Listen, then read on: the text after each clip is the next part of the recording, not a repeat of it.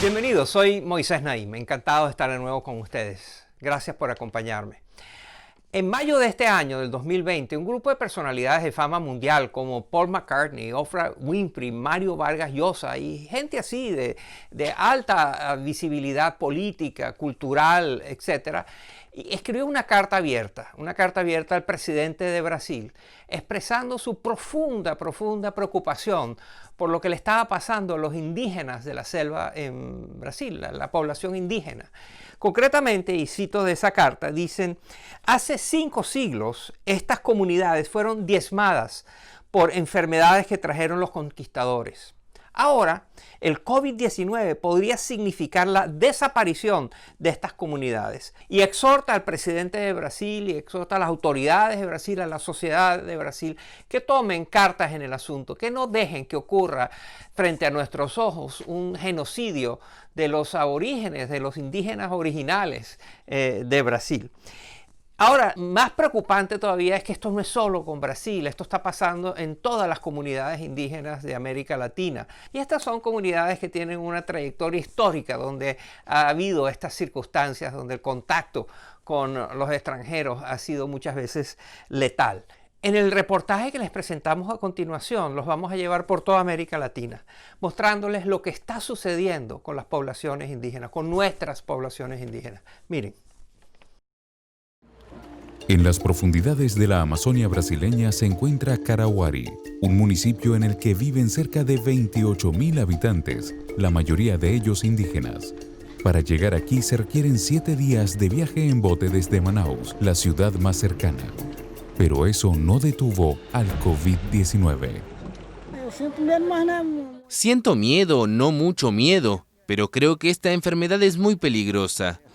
Muy peligrosa, ¿no? De la mano de turistas, mineros ilegales y explotadores forestales, el coronavirus llegó a pueblos como Carauari en toda la Amazonia. Según el Ministerio de Salud de Brasil, en el estado del Amazonas, el número de muertos por coronavirus por cada 100.000 habitantes es casi 5 veces mayor que la cifra para todo el país. Este patrón se repite en todos los países que comparten esta selva, como Colombia y Perú. El riesgo que representa la pandemia para los cerca de 400 grupos indígenas de esta zona es tal que algunos podrían desaparecer. Así lo explica David Cotacachi, del Banco Interamericano de Desarrollo. También entre los grupos más vulnerables a la pandemia se puede mencionar a los pueblos indígenas en aislamiento voluntario que viven en la Amazonía, que son cerca de 150 pueblos indígenas.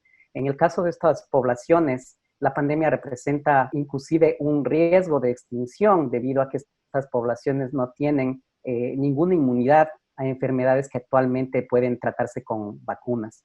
Para detener la propagación del COVID-19, los gobiernos se han enfocado en promover el aislamiento social. Pero ¿logran estas estrategias proteger a las comunidades indígenas? Hablamos con la periodista Nelly Luna. Esa estrategia funciona en ciudades, ¿no?, donde las familias viven en una casa y pueden trabajar a través del teletrabajo o diseñar otros mecanismos más virtuales de interacción. Sin embargo, la estrategia en un inicio no contempló los mecanismos de vida tradicional que tienen las comunidades indígenas, tanto en el Amazonas como en los Andes. En ambos casos, las comunidades indígenas viven en núcleos familiares muy estrechos, muy fuertes y en espacios habitacionales muy reducidos. Tampoco se han involucrado a los líderes indígenas en la implementación de soluciones para enfrentar la pandemia, lo cual minimiza el éxito de las mismas en estas comunidades. Incluso los representantes del gobierno se han convertido en agentes de contagio al no seguir protocolos de higiene en el transporte y entrega de provisiones. Sin embargo, antes de la pandemia, la situación en estos grupos ya era precaria. Cifras del Banco Interamericano de Desarrollo indican que un indígena en América Latina tiene 3 veces más probabilidad de vivir en pobreza extrema que una persona no indígena.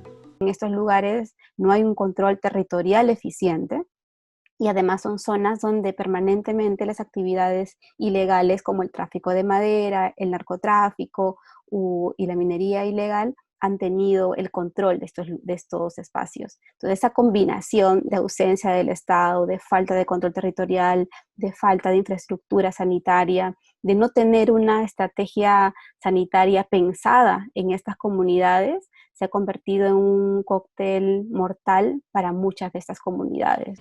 Para abril de 2020, en Leticia, la capital del departamento de Amazonas en Colombia, no había ni una sola cama con respirador, unidades esenciales para muchos pacientes de COVID-19. Y el problema se extiende más allá de la selva. Indígenas que han sido desplazados hacia las ciudades por la violencia viven confinados en espacios pequeños o en las calles, sin poder vender sus artesanías ni regresar a sus territorios. Muchas de estas comunidades no tienen acceso a servicios como Internet, de modo que alternativas como el comercio en línea o la educación virtual para los niños no son viables. Incluso en Estados Unidos, las comunidades indígenas han sido olvidadas por el Estado. Jonathan Ness es presidente de la Nación Navajo en el sudeste de Estados Unidos. Hace más de 150 años firmamos el Tratado de 1868 y en él el gobierno federal hizo muchas promesas: atención médica, educación, infraestructura. Y a este día, ya sabemos, tenemos muchas promesas vacías y rotas. Ante este panorama, algunos grupos indígenas recurren a lo que está a su alcance: aislarse en la selva, usar tapabocas hechos con hojas de plantas, desarrollar humos aromáticos que supuestamente eliminan los virus y buscar el apoyo de organizaciones no gubernamentales para promover donaciones. La pandemia no solo ha dejado al descubierto la inmensa deuda social que existe con la población indígena, también nos enfrenta a la trágica posibilidad de perder parte importante del patrimonio de la humanidad, visiones del mundo y conocimientos que han sido pasados de generación en generación.